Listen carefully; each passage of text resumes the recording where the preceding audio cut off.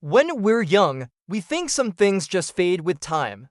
That certain mistakes will just disappear if we don't talk about them. But the truth is, some things don't go away, they stick, like a thorn in your chest.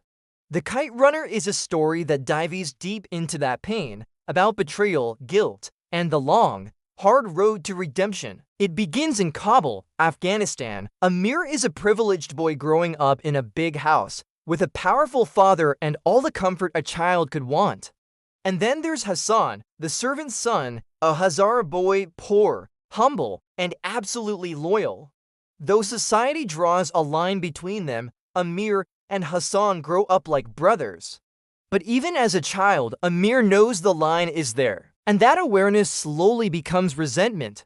There's this iconic line in the book. Hassan says to Amir, "For you, 1,000 times over." It's a simple sentence, but it carries the weight of unwavering loyalty, something that stays in your head long after you close the book.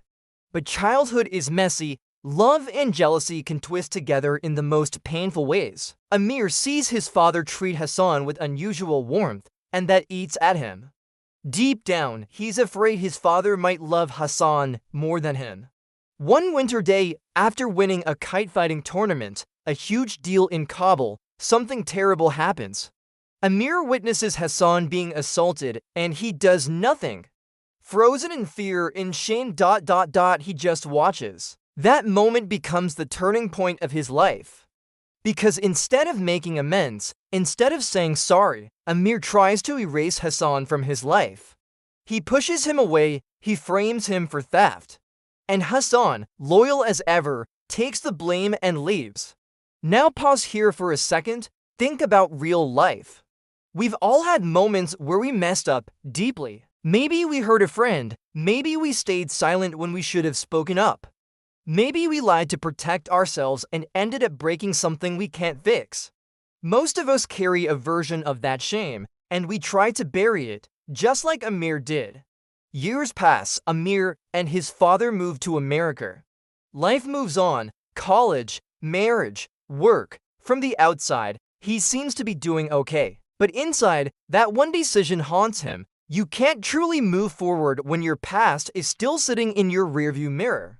One day, Amir gets a call from an old friend in Pakistan.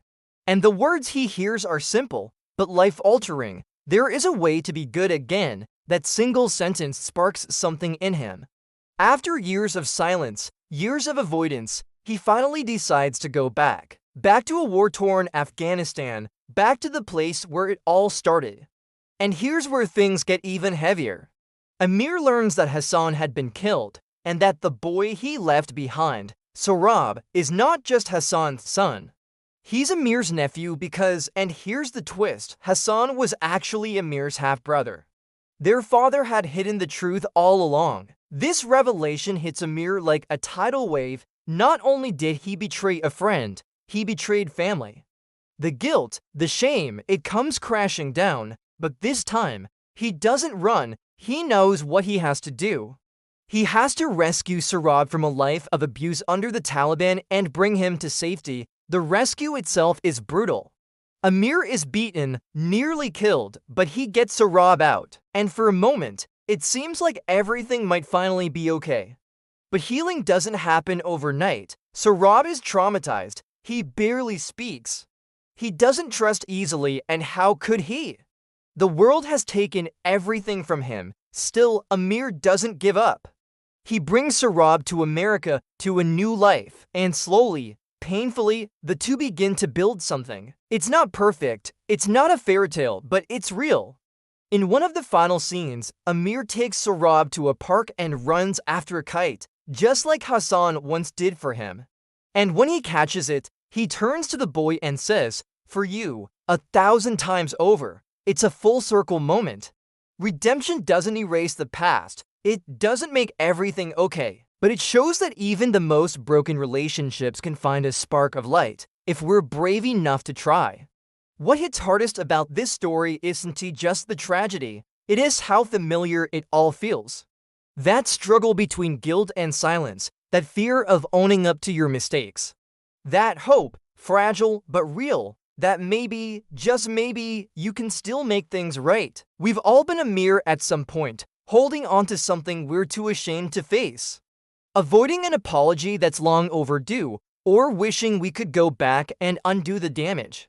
But maybe the point isn't to erase what we did. Maybe the point is to take responsibility, to try again. Even if it's too late for perfect, it's never too late for better.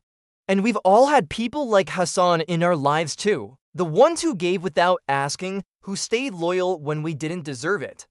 Who forgave us more easily than we forgave ourselves. Sometimes it takes losing them, or nearly losing them, to realize how much they meant. The Kite Runner doesn't give us clean answers. Sarab doesn't magically heal. Amir doesn't become a saint. But it shows us that change is possible. That one decision, one brave, honest decision, can begin to heal years of silence. So if there's someone in your life you need to call, or something from your past that you need to face, maybe this is your moment. Maybe this is your own chance to be good again. And if you're holding on to guilt, deep, painful, paralyzing guilt, know this: the fact that you feel it means you care. And if you care, you can choose differently. Starting now, let the kite fly again. Let it rise. Let it carry the hope that it's never too late to chase what has been lost.